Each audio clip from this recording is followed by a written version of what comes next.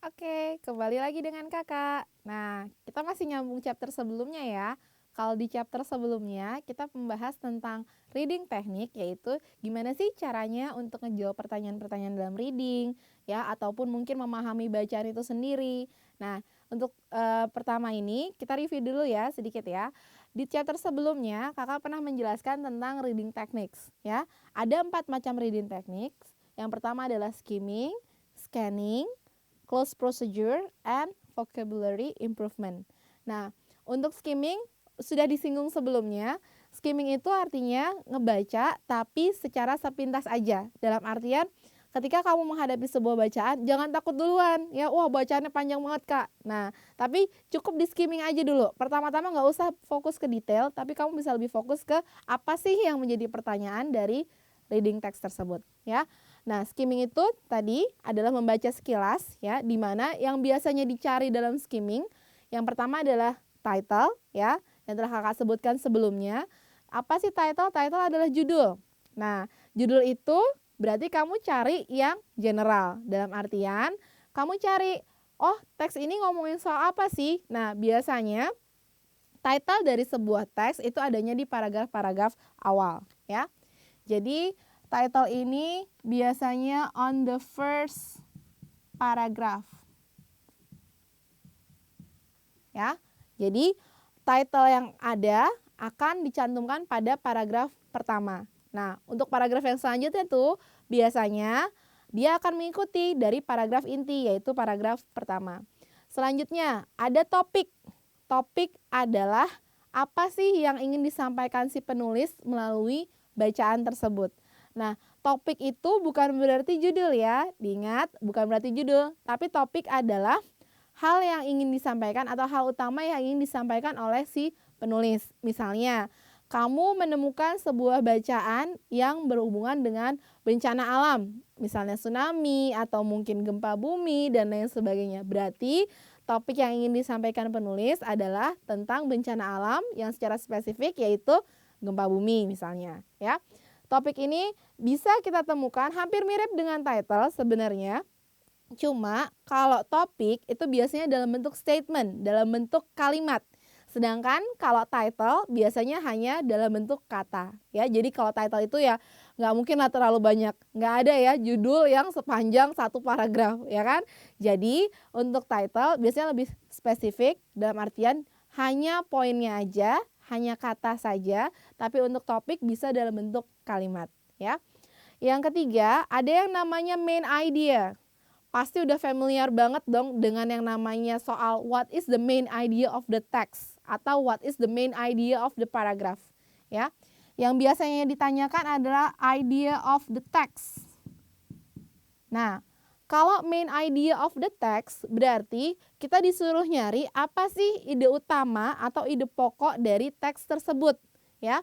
Di sini untuk teks dalam bahasa Inggris mungkin tidak serumit bahasa Indonesia ya, dalam artian kalau teks bahasa Inggris biasanya main idea of the text-nya itu diletakkan di first paragraph. First paragraph. Oke. Mungkin kamu di bahasa Indonesia pernah dengar yang namanya paragraf deduksi induksi ya. Nah, itu di situ untuk bahasa Inggris kita pada awal paragraf. Nah, selanjutnya kalau main idea of the paragraph gimana? Kalau yang ditanyakan main idea of the paragraph, kamu fokus pada paragraf yang ditanya. Misalnya, what is the main idea of the third paragraph? Berarti yang kamu lakukan adalah fokus ke paragraf yang ketiga. Jangan fokus ke paragraf pertama, paragraf kedua, dan lain sebagainya. Cukup fokus ke paragraf ketiga. Ya. Nah, di situ kamu lihat dari paragraf ketiga tersebut, kamu lihat apa sih kalimat pertamanya atau first sentence. Ya. Jadi, untuk paragraf ini kita hanya fokus ke paragraf yang ditanyakan tanpa melihat paragraf lainnya. Cukup kamu lihat yang mana yang ditanyakan dalam paragraf tersebut. Itu untuk skimming ya. Jadi sekali lagi kakak ulang, ada title, ada topik, dan main idea. Ini biasanya pertanyaan yang selalu keluar dalam reading comprehension. Nah, selanjutnya ada yang namanya scanning. Kalau tadi yang kita sebut sebagai skimming itu bacanya hanya sepintas-sepintas aja atau sekilas-sekilas aja karena kita diminta mencari title, topik, ataupun main idea. Kalau scanning ini sifatnya lebih spesifik, ya. Kenapa kakak bilang lebih spesifik? Spesifik. Karena kalau udah scanning, ya, berarti kita diminta untuk menjawab hal-hal tertentu, hal-hal yang spesifik dari teks tersebut. Biasanya scanning ini, ya, kakak tulis di sini, yang ditanyakan adalah, masih ingat WH question atau 5W 1H, ya. Ada what, ada when, where, why, who, dan how, ya. WH question biasanya yang ditanya adalah what, when, who, where, why, and how. Nah, WH question ini akan membuat kita mencari informasi yang spesifik dari teks tersebut. For example, how many persons in the text? Or how many persons who involved in the text? Nah, kalau kamu dikasih pertanyaan kayak gitu, berarti mau nggak mau kamu hitung kan, berapa sih jumlah orang yang terdapat dalam teks tersebut. Nah, itulah kenapa kakak bilang scanning itu sifatnya lebih spesifik, ya. Jadi kita diminta untuk mencari informasi yang lebih detail terhadap paragraf yang dimaksud. Nah, untuk scanning, lanjut di sini. Masih dari scanning. Nah, untuk scanning ada juga yang memberikan pertanyaan seperti ini. Example. The following statements are true. Tapi jangan senang dulu, ada are true, tapi ada kata except. Nah, true except. Nah, tipsnya jika kamu ketemu soal seperti ini, mendingan kamu garis bawahin dulu except-nya. Ya, jadi seandainya kamu ingin membaca lagi, kamu tidak akan terkecoh dengan kata except-nya. Karena biasanya kalau kita udah buru-buru baca, ya, except-nya suka kelewat tuh. Makanya kalau ketemu ada kata-kata yang seperti ini, kamu buru-buru underline atau mungkin kamu lingkerin, ya. Jadi kalau baca lagi teks tersebut, nggak akan salah jawab. Atau mungkin ada juga yang bilang, selain the following statement are true, except, atau which one is incorrect. Nah, kalau sudah seperti ini, berarti mau nggak mau, kita harus menelaah secara satu persatu apa sih jawabannya, lalu kita cocokkan kembali dengan yang ada di teks tersebut, ya. Itu untuk scanning. Intinya, ketika kamu melihat sebuah teks, lalu ada pertanyaan dengan 5W1H, atau mungkin ada kata-kata yang dalam hal ini kita jebakan, ya, jebakan dalam artian ada except-nya, ada yang false, not true, dan lain sebagainya, itu harus dipahami baik-baik. Karena seringkali kita terkecoh dengan kata except, not true, dan lain sebagainya. Nah, itu untuk scanning. Yang ketiga adalah close procedure. Close procedure ini biasanya ada di teks rumpang. Mungkin kamu pernah dengar yang namanya teks rumpang, ya. Teks rumpang ini biasanya ada perintah fill the blanks.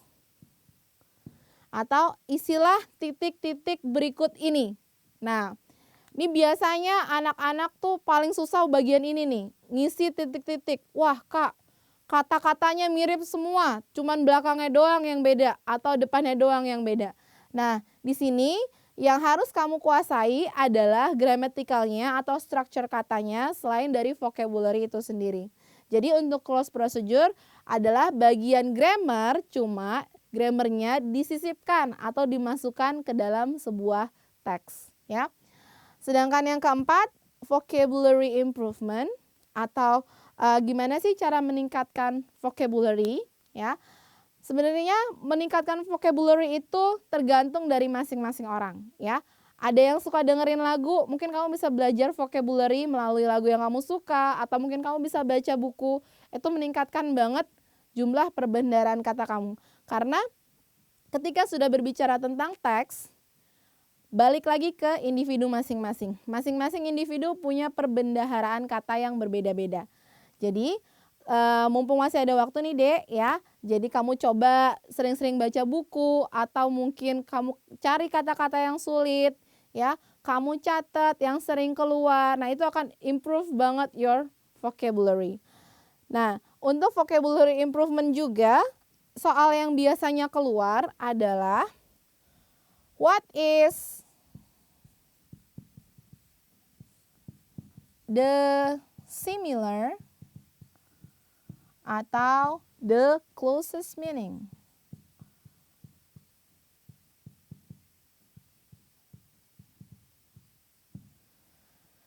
Kita sering mendapati ada kata-kata yang maknanya sama ya dalam bahasa Inggris, dan kita diminta mencari kata yang lain apa sih padanannya dengan kata yang termasuk di dalam soal. Biasanya bentuk soalnya akan seperti ini.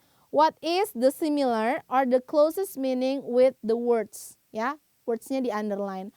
Atau mungkin bahkan kebalikannya. It's opposite. Ya. Kalau tadi similar itu persamaan kata, mungkin kamu suka atau pernah dengar yang namanya sinonim. Sedangkan untuk opposite yaitu lawan kata atau antonim. Ya. Ini sering keluar dalam pembahasan reading. Kita diminta untuk mencari persamaan kata dari kata-kata yang ada di situ, biasanya di underline atau mungkin di italic ya. Nanti diminta untuk mencari persamaan maupun lawan dari kata tersebut ya. Itu untuk meningkatkan skill kita dalam reading ya. Jadi kakak ulangi, ada cara skimming, scanning, close procedure maupun vocabulary improvement ya. Bisa kalian coba di rumah keempat teknik ini ya. Dan balik lagi sih yang tadi kakak bilang, ada kemauan dari kamu untuk meningkatkan yang namanya vocabulary. Karena your success is depend on yours. Jadi kesuksesan kamu itu sangat bergantung pada dirimu sendiri. Ya, oke. Ini untuk reading techniques-nya. Lalu biar lebih enak lagi, kita akan masuk ke materi soal. Ya, di sini kakak punya sebuah teks. Ya, it's quite simple. Mungkin kamu bisa lihat di dalam bukumu, buku panduan yang ada di kamu. Ya, kakak ambil dari SPMB 2002 ya, memang sudah beberapa tahun yang lalu. Tapi jangan salah, justru soal-soal di tahun-tahun yang sebelumnya itu sering sekali dikeluarin. Kenapa? Karena biasanya kita itu ngebacanya cuma 5 tahun atau 10 tahun yang lalu, tapi yang dulu-dulu banget itu kita nggak buka-buka lagi. Nah, itu salah satu triknya ya. Nah, di sini ada sebuah teks ya. Kebetulan yang kakak ambil adalah report text, di mana ada laporan. The government published a report yesterday. Jadi pemerintah telah mempublish atau telah mengumumkan sebuah laporan yang menyatakan saying that we need to eat more healthily. Jadi pemerintah itu pengen bilang kalau mereka telah mengadakan survei, telah mengadakan penelitian, dan hasilnya adalah laporan tersebut tentang apa sih isinya? Tentang perlunya untuk makan secara sehat. Nah, gimana dengan kalian tuh, makannya teratur enggak? Biasanya kalau mau ujian udah lupa makan ya. Nah, jangan lupa hidup sehat. Dalam hal ini, hidup sehat dalam artian lebih banyak buah, sayuran, lebih sedikit lemak, dan gula ya. So that means fewer burgers, chips, and fried foods, as well as cutting down on sweet things. Jadi kalau kita lihat orang-orang luar negeri sana, di sana itu nggak ada yang namanya sayuran. Kalaupun ada paling dalam bentuk salad, ya. Nggak ada tuh namanya tempe bacem dan lain sebagainya, ya. Jadi di sini dikatakan bahwa pemerintah luar di situ ingin menggalakkan pola hidup sehat melalui makanan yang sehat pula, ya. Intinya seperti itu. Nah, selanjutnya di paragraf-paragraf selanjutnya kalian akan temukan beberapa opini atau pendapat dari masyarakat tentang kebijakan pemerintah tersebut. ada yang pro dan ada yang kontra ya, biasalah sebuah kebijakan biasanya seperti itu. Ada yang mengatakan bahwa it's nothing to do with the government what I eat. Jadi sebenarnya nggak ada masalah sih mau saya makan apa, tidak ada urusannya dengan pemerintah. Ada yang bilang seperti itu. Nah, tapi ada juga pihak-pihak yang menyambut baik karena biar bagaimanapun kebijakan pemerintah itu akan menguntungkan buat rakyatnya, ya.